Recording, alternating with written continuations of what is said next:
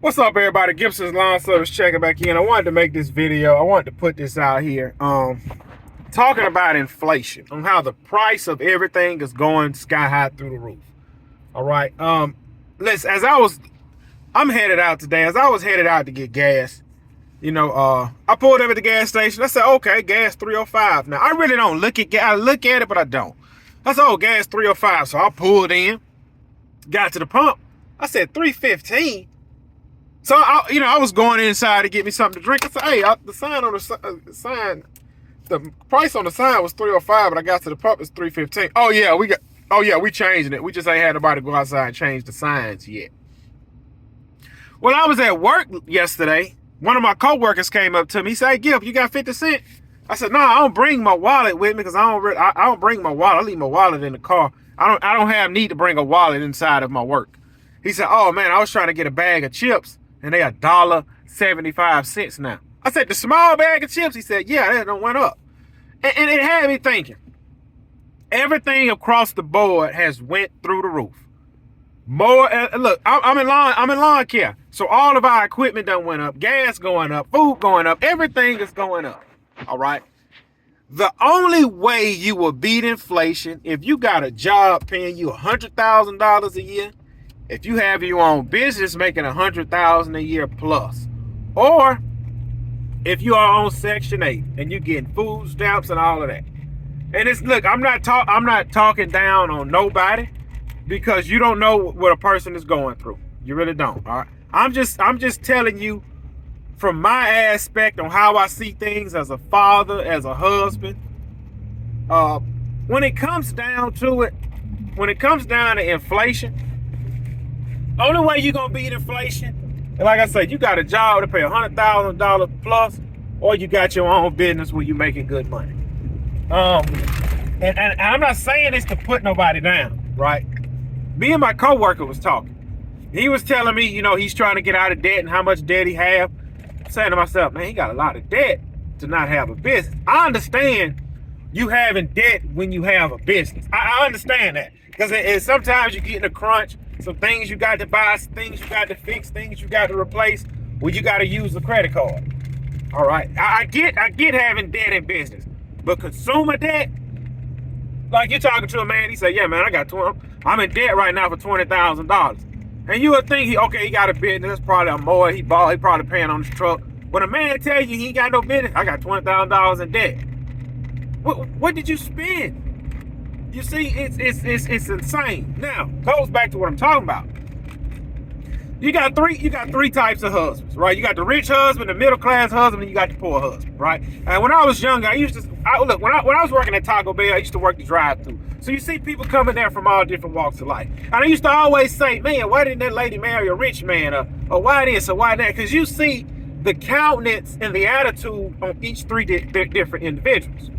All right, the rich lady, nothing really bothers her. She feel like I'm not gonna say she feel like money can fix everything, but she's not really too much worried about nothing because her husband gonna handle everything. And I'm not talking about single women, single men. I'm talking about married couples. All right, and then you have the middle class lady, the middle class wife. She probably worked, the husband worked. They're both happy. They got money saved. They got decent jobs, and everything's okay. And then you got the poor guy. Listen, it's only one reason you're gonna be poor in America is because you have no drive and no grind. That's the only reason you will be poor in America. Now it goes back to how much is that man willing to grind? At one point, now if your wealth wasn't inherited, 9 times out of 10 you went out and you worked for your wealth. All right, now I'm gonna show you the difference between the rich man and the middle class man. The rich man, he wanted a little bit more out of life, so he was willing to grind to go get what it is he actually wanted. Now, with that, I'm showing you from the marriage aspect. I'm not showing you from a single man aspect. With that man's gonna sacrifice a lot of time, a lot of freedom, and a lot of sleep to get to that next level where he's want to be. It takes a certain type of woman to sit there and hang in with that man for him to build the life he actually wants to build. The middle class man, he got a decent job, the wife work, or he may be the only one where he worked, the wife worked, they got money saved, decent house, one vacation a year. They're typically happy. And there's nothing wrong with that. There's nothing wrong with that because they're content, they're satisfied where they're at, they're not struggling, life is good. And then you got the poor man who just choose not to do nothing. He just sit back and choose not to do nothing. I'm gonna sit right here. I'm not gonna change. It is what it is. I'm looking for this house. It's a house I'm looking for, y'all. Okay, next right. The poor man, he just kind of, look, this the cards that was dealt. I'm gonna give y'all an example. It's a guy I know. He was telling me, man, I need another car. This, that, and the other. Oh, this is house. This buddy house. Okay, my destination is here. And I was talking to Bud. I don't know. Sir, my minimum is $200. So you'll be there like, look, I just pulled up on this quote. I told y'all, you don't jump out as soon as you get here on the quote. I'm about to finish talking to y'all, then I jump out and go look at everything. But like I say, you got the poor man. Like I say, the guy, it's a guy I know. He was telling me the other day, man, he need another car. He don't have no money, but he don't want to get out there and get on the grind and go get what it is he want. And this is what he told me, man. Look, my wife handle the money. Whatever we don't have, she better go get a job to get it. This is what he told me. He said, man, I make X amount of dollars a week. If I work a weekend, I make this. He said, I give her 1 weekend a month. The rest of the weekends is mine to go fishing, to play my video games, whatever it is I want to do. She married that guy, right? Now, in the beginning, you married him because you loved him. But see, when reality kicks in, this is what you are left with. And a lot of people don't understand this. This is what you're left with. You are left with 3 kinds of men. Women, you only have 3 kinds of men to marry. You have the rich man, the middle class, and the poor, and the poor man. Now, that poor man, see how he talking about whatever I'm left with, that's what I'm left with. I'm not going to get nothing else. See, he will forever be right there in life. And inflation will eat his behind up because see, food is going up, rent is going up. If you want to buy a vehicle, that's went up. Gas is going up. See, inflation will surpass him, and then he will sit there crying because he have a roommate, or he will be content with it. But I can guarantee you his wife ain't content with it. His wife ain't content with it. Now, the middle class man, like I say, he got a decent job, wife got a decent job, they're happy. Nothing wrong with that. Some people want different things out of life, and some people don't understand what it takes to get those different things out of life. I have 3 sisters. We was having a conversation the other day, right? I remember one of my sisters was married, and the guy, he struggled. Like with any relationship, you will struggle financially when you have a child. And they struggle. And I used to wonder why he just won't get on the grind, go get his money. But I understand his situation. All right? And I was talking to my younger sister about some things. And I was telling her, I said, look, it's 2 kind of men. I said, in your case, it's 2 types of men. You got men go out here and go get it. You got men that lay down to take it. And then they made a comment. One of my sisters made a comment. She said, well, it also, because I was explaining the type of men. She said, also, the woman can push the man to be great in life. I said, no, you are wrong. The woman cannot push the man to be great in life. I said, because those men are the men they are, because that's how they was wired. That's how they was born. I said, we're not even going to mention millionaires. We're not going to mention them.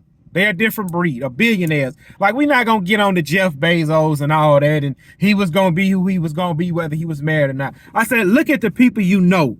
I called out a few names of the people that we know. They're not famous men. They're not rich men. They have their own business. Some have a good job. I said, this man got his own business. His wife never worked. She take 3 vacations a year. They raise 4 kids.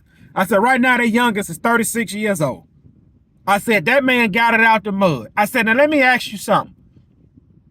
Whether he was married or not, he was going to go get it out the mud because that's who he is. He's a grinder. He's a go-getter. That's who he is. I said, what the problem is, I said, here's the problem. And I was talking to them. I wasn't talking to no other woman. So if y'all take this and get offended, hey, come fight me. I was talking to them. I said, the man you picked is the man you picked. If he a grinder, he a grinder. If he lazy, he lazy. All right? You cannot expect, watch this, and I was telling this to my younger sister. You cannot expect a man that's working a full-time job, building a business, to come home, clean the house, and cook just because you're tired. Now, I do it. If I need to cook, I will cook. I'm not a great cook. See, I know my weakness. I'm not a great cook. I am not a great cook. So it's going to be only a few times I'm called on to cook. I don't mind washing dishes. I'll fold clothes when I have time. I would do it when I have time. Sometimes, hey, I ain't got time to do none of it. I just got to get on the grind and stay on the grind. I said, look, if you with a man, he got a full-time job and he's a mechanic on the side, he got 4 cars at his house, he's trying to push out to get the money while working the job. No, the house isn't going to be clean when he come home. No, he's not going in there to make dinner. No, he's not going in there to wash the dishes, because when he get off from working 10 hours, he trying to get the alternator changed on his Nissan Altima and the water pump changed on his Silverado so he can get some extra money. Oh, now when let's just say he get $300 from both jobs. Now when he get that $600, that $600 about to pay the mortgage. And when he get his check, he about to put gas in his vehicle, groceries in the house, pay the light bill and the phone bill. Well, you done all that work and you ain't got no extra money. You see that? People don't see that. He have the extra money, but it's taking care of things that you do not see with your eyes because it's getting taken care of. It's getting taken care of. I remember my younger sister, I was telling her I had to change the radiator on my truck. Oh yeah, that's easy. It's 3 bolts and then it come out. Oh, see, your man has made it comfortable to where you think I take these 3 bolts, pull it out and put the new one in. What about the 4 hoses that have to come off? What about the 2 hoses in the middle that you need a special tool to take the pin off? What about putting some more fluid in? See, it's things you don't see that's taken care of because that man is taken care of. And in your mind, he ain't making money working on these cars because I don't see the money. The money is in the house. I'm just using that as an example. That's not her actual situation. Then you'll take another sister. Like I said, I'm just using my sisters as examples. It's not things that happen. I'm just using them as an example. Well, this man had a full-time job, started an AC company, left his full-time job, went full-time with the AC company. You don't spend enough time with me. But you're living in a $500,000 house. You're driving brand new cars, but you don't spend enough time with me. Okay. Then you got another sister. Man got a great full-time job.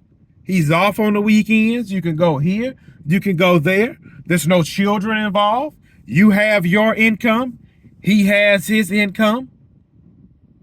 Oh, my man's home every weekend. There's nothing wrong with that. 3 different types of men.